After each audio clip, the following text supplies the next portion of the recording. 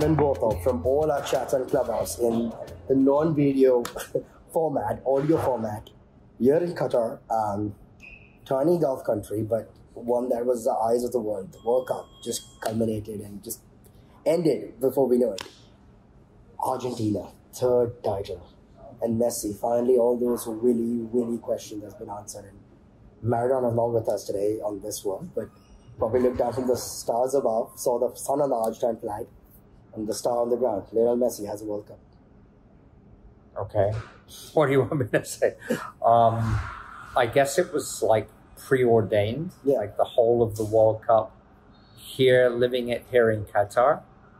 Almost every single Qatari that you spoke to, when you asked them which country they wanted to win the World Cup, interestingly, having their own team, they all wanted Argentina to win. So it's very interesting to see how it kind of played out. And I think that last match is quite spectacular. I don't remember a World Cup final quite as spectacular that one. I think the Messi part of it is quite interesting. As you probably know, he's been a sports ambassador for Qatar for a long time. Paris Saint-Germain, as was his opposite number 10, Kylian Mbappe on the other side. Yeah. So, you know, although it's already been kind of published as a headline, but I would agree with the statement that Qatar, at the end of the day, got the World Cup they wanted, right? Yeah, I suppose so, because I was just telling someone this World Cup, the group stages until the third game was great if you're a math teacher. The amount of permutation, combination questions you could set. Please think about it. 32 teams, 16 going through to the next round. Until the last day, we only had Canada and Qatar, the host nation, eliminated, and only 3 confirmed in Brazil, Portugal, and France, and 27 teams, including Argentina, up for contention. I don't remember a World Cup like this. No, I don't either. I think it's been, from that point of view, it's been very exciting. Yeah. I think people have also gone to see a lot of matches that maybe in another country they would not have gone to. So there was a great interest just in, hey, I want to go and see a match, because everything was open. Everything was up for grabs, you know. Except for alcohol. That you couldn't grab anyway. Well, that was an unusual decision that was taken a couple of days. Simon will never find the alcohol in Qatar. Yeah, but that was an unusual decision that was taken a couple of days before the World Cup started. But it's just about having alcohol in stadiums. But actually, since I live here, I kind of agree with this, because I don't think people really need to have alcohol in stadiums to have an enhanced experience. I had a great experience without alcohol. You were in the final yesterday. Would it have made a lot of difference to you to be drinking a plastic cup of beer with...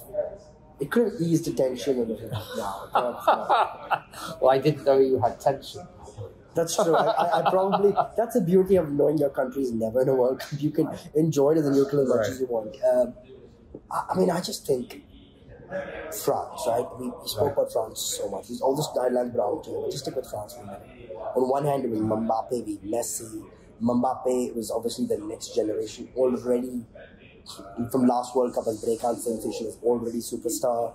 He's the future GOAT. He's already caught up with Messi. In fact, I think he surpassed him with a number of goals, even before the final yesterday, and he's just 23, 2 World Cups, and had just already won a World Cup at 18. It's something that Pele had done, and on the verge of repeating 2 World Cups, and now he, like Messi, has a final won and a final lost.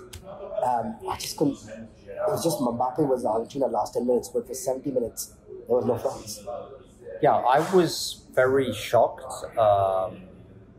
because, as I think you and I discussed before, right now, I was watching Griezmann very much during the World Cup. I thought he was really the exceptional player. Yeah, I understand that at the end of the day, they've given exceptional player to Messi, as the individual prize. But really, watching Griezmann play has been an absolute joy throughout the World Cup. I think the guy's extraordinary. Consummate midfielder, game maker, He's been a key player. So knocked England out. So look, on France, I would not write France off under any circumstances. 4 years' time, there's another World Cup, and I think France is going to be an important contender again. Didier Deschamps, had the feat of having won it as player and coach, something that only the great Kaiser, Franz Beckenbauer, done 74-90, was on the verge of repeating it twice. The curse of the repeat World Cup agrees. 58-62 Pelé, Brazil couldn't do it in 94-98, Argentina couldn't do it in 86-90 in the same repeat final with West Germany, and now France. It's almost like the curse continues. Yeah, but I think that's healthy for football. It is. Right? I think that's one of the beauties. I think that's really healthy for the game. But I'm certainly seeing an emerging power, which is Morocco. So I think we should not. Yeah, again, I don't see Morocco as going to be a one-off. I think there's certainly going to be a power to contend with. Their team is extraordinarily young. So they've kind of impressed everybody greatly during the World Cup. And regarding, as I said, I think on the other hand, Croatia, I think that cycle is over. I don't see Croatia being in the top 4 teams next time around. Unless another Luka Modric comes around. There is not. And they don't have any strikers. I would just say for Croatia and Morocco, spending a brief second, and then Croatia is still a very young country. People forgot the last time they played England in a semi-final. The last time England were in a semi-final, it was 1990. Croatia wasn't a country yet. Yep. In under little over 30 years, they've had 2 semi-finals and a final. A very proud nation. You could talk about the Yugoslav footballing infrastructure they inherited, but still phenomenal. We haven't seen Serbia with the level of success, or Bosnia, or any of the other former Balkan countries,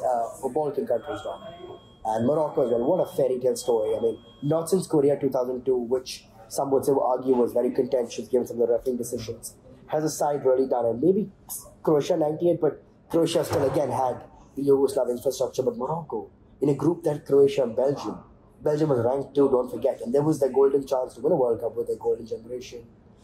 They beat Belgium last year's semi-finals. They beat Croatia, tied with Croatia last year's finalists.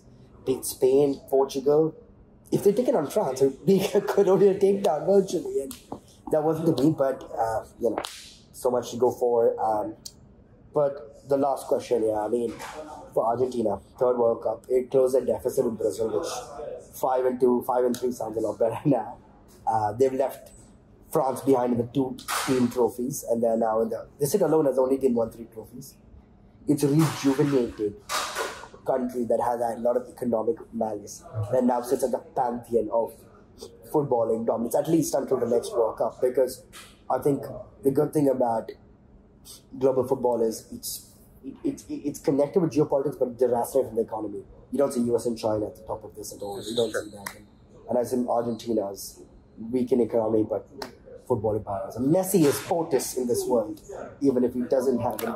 Look, I think one of the things about this game is wealth is not normally a good indicator of a country being a success in the game. Brazil, 5-time champion. Yeah. But again, then we could say, but France. But then if you look at the French team, a lot of the players come from underprivileged backgrounds, right? So descendants of former colonies. Yeah.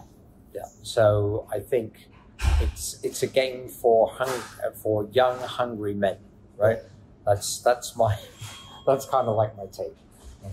Well, Simon, on that note, I'll look forward to carrying forward this conversation the next time in Qatar, or when I'm with you on another podcast. You have to come back to Qatar. I absolutely have to. All right. This is one sort of Doha debates we all love. Take care. Thank you. Bye.